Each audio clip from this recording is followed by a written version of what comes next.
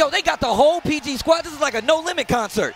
They can't bring the whole team up on stage. Hey everyone, this video is going to be a tournament wrap-up for CEO 2018, as it is from my home state of Florida, and I go over all the tournaments I go to, or at least the majors. So let's just get into it real quick. Over here will be the timestamps for when I talk about Wii U doubles and Wii U singles, as well as the overall event, and what Jebailey is trying to do to make it better, Jebailey being the owner of the event. My hands were probably super incorrect there, but that's okay. And yeah, let's just get into it. As always at these events, I teamed with MVD, my Panda Global buddy. Round 1 we had a bye, so round 2 we played against Fusix and B's, a Chic Next team. I actually played Fusix a long time ago on my channel, so you can check that out in the little eye thing that comes up over there. He's a Chic main. B's his partner, she played Nest. They were actually very good. Game 1 was pretty close. Game 2 was a little less close. Me and MVD were running Pikachu Bayonetta, I'm pretty sure at this point. Next, we played against Zephyr and Squirk. Zephyr being a Cloud main, but Cloud was banned in doubles, and Squirk being a Yoshi. So we ended up playing, I think, against Core and Yoshi was both games. Those games weren't particularly close as far as I remember, so we 2-0'd them. Then up next we had to play against Mekos and Waldo. Mekos being the Wi-Fi doubles god who plays Lucas, and Waldo being, I think he lives in New England, or at least used to live in New England, and he plays Ike. Game 1 was actually incredibly close. We were losing for the majority of it, and then me and MVD had to do an incredibly long and incredibly arduous comeback.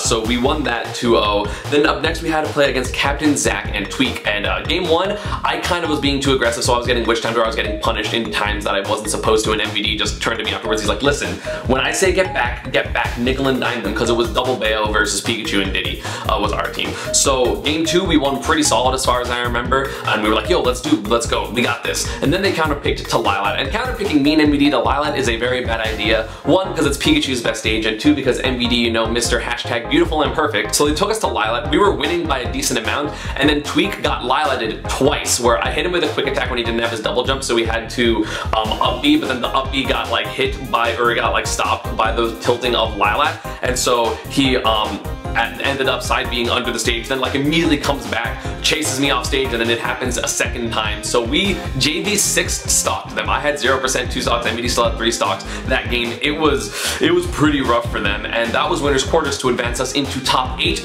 Winners side, where we had to play against Anti and Fatality. We had beat them the last time we played them, but Cloud was available then, and MVD obviously played Cloud in that set. So this set, it was a Bayo Pika versus Mario Falcon, and unfortunately we lost that 2-0. I feel like we just kind of lost the neutral exchanges more, and then MVD being like less comfortable with Bayonetta in doubles, as you know, he hasn't been playing it as long as Cloud or as long as Diddy. We ended up losing both of those games, kind of just like we were losing, and then we didn't know how to exactly come back, because we couldn't like, oh, just be patient, because like I can't projectile camp fatalities really fast.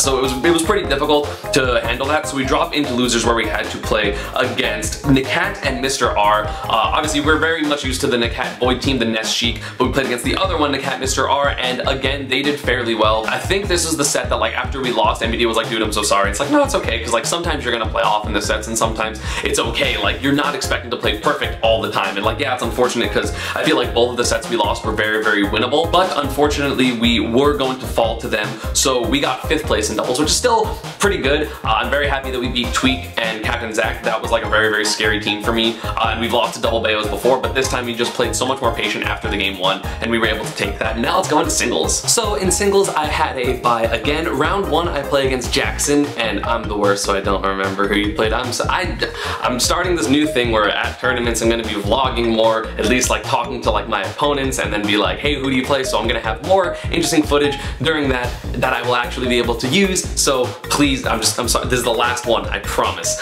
So I played against Red Shirt after that, and he was not wearing a red shirt, so I feel lied to. Who was a Rosa main from I think Tampa or Jacksonville, I don't remember which region, but that was 2-0. Actually it was pretty good, but then game 2 I did a lot better than game 1, but I won that 2-0. Then after that I played against LT Waffle, and after that I played against Jay, who's from Montreal. You know, most people know him as Supergirl Kels's brother, but a very potent Bayonetta player. Both games were relatively close, but I was able to win both of them, so I won 2-0 overall to advance into phase 2, where I did not have such a fun time. Round 1 I played against Abadongo, who is my demon of all Smash, or probably of Smash 4 at the very least. He is definitely my demon, because like at least the other people that I haven't really beat are like, you know, Zero, who's incredibly high ranked, or a bunch of people that are like always consistently top 10, whereas Obadongo, I know he's an amazing player, but I consider him more around my skill level, and I just have never been able to beat him. I'm now like 05 or 06 versus him. I'm so desperate versus Obadongo. I went Cloud. So I drop into loser's bracket after losing to Obadongo into immediately Tyroy, because Tyroy got upset by Karna, who's a very good Sheik main from Texas. He has a lot of Bayonetta experience because of Lima, and so Tyroy had to play me, and Tyroy is the best Bayonetta versus Pikachu. I've played all of them, and he is the best Bayonetta versus Pikachu in my opinion. He hits positions that I normally will never get hit or get caught in, and it's really, really obnoxious. Game 1, I was winning by so much. I think he was at like 140 last stock, and then he down tilts my my attempt to ledge hop quick attack to like the platform on Town and City, and he catches me DIing in, or up actually, and then gets down tilt back air like 85 and I die. And then game 2, I was winning again by a lot, and he like heel slides my shield, and I'm like, okay, dash attack game, let's go to game 3, and then he power shielded it, and then at some point later in the scuffle, you know, I overextended just a little bit. I got witch timed at like 90, and I got double back air to the edge, and I died, and I'm like, okay, well, I lost 2-0, and I'm out at 33rd because my bracket sucked, because Obadongo is the one person I would rather play. Nairo, I'd rather play Leo, Raito, literally anyone that finished in the top 8 other than Obadongo, and I got Obadongo. I'd play like anyone else in the world over Obadongo. You know, and it sucks because after that my bracket was really good, because if I beat Tyroy, I would have had to play Dyer, who I've never lost a set to ever. I've never lost a game to, sorry. So I've never done that. Then I've had to play Captain Zack, who I had a 5-0 or 6-0 record with last season. Then I would have had to play Rydia in the Pikachu Ditto, and I haven't lost to him ever, and I don't think he's taken games from me. And then after that I would have had to play Salem, which yeah, Salem can totally beat me, but I've been able to beat Salem. I've beat Salem the last time we played, and it's been a while, but still, like, I'm confident versus that. And if I won versus Salem, I would have been in top 8, or I at least would have got 9th, because the rest of the bracket wasn't scary. So it's really unfortunate that I always lose. I feel like I either have a bad bracket, or I lose the round before my bracket gets like amazingly perfect, and that's pretty unfortunate, because I feel like I am a top, at the very least, like 15 player at the current moment. I feel really strong in the majority of matchups that I can play, either like just in tournament, like not like character matchups, but player matchups. I'm really, really confident versus the majority of the top players, like the top 5, the top 10. Like, I want to play Leo again. I haven't played him in tournament in a long time. You know, Nairo beat me the last time, but I'm still very confident versus Zero Suit. I'm confident versus Tweak. I'm confident versus not the Buzz, because he bodied me the last time. But I feel like I can always beat him. I can always beat Mistake, who I beat 2 times the last tournament we played. I can beat Salem. I can beat, you know, Void. I can beat Mr. R, and like I can beat all these players, and I just don't get the opportunity to a lot of the times, and it's unfortunate.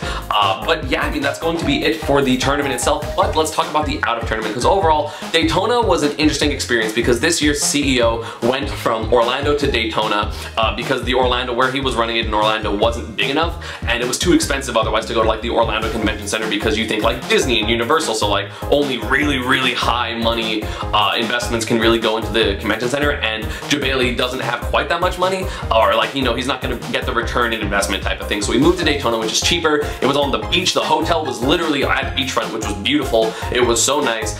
You know, I didn't stay at that hotel because I was staying with my girlfriend somewhere else, but either way I was able to hang out, and I was able to see a bunch of friends. I was able to hang out with a lot of Panda, and I'm going to be able to see them again soon at EVO. And a very, very important thing to me happened, which is a lot of people on Twitter were saying that like Daytona was kind of racist and like homophobic and transphobic and things like that. Just very, like, the people there are very like type of, you know, like redneck. And Jebailey saw all those complaints, and instead of just being like, whatever, like they'll deal with it, he actually has like gone to like the sheriff, like the police department, and like the planning of like the city planning type of thing, and he's getting them to notice. And he literally tweeted, I think earlier today or yesterday, he's like, I'm being serious about this. I'm trying to fix the racism. I'm trying to fix the hospitality issues of the general thing. I want the airport to be better so it doesn't cost $1 bajillion to get into the airport. And he's really trying to push for these changes, and it seems like they're listening to him. Like, we're gonna have to wait and see how it develops, because CEO is going to be at Daytona for a while, and he really doesn't want his event to be kind of like meddled with like, oh, people aren't enjoying themselves out of the tournament, and that's a problem, because it is a problem, like, obviously.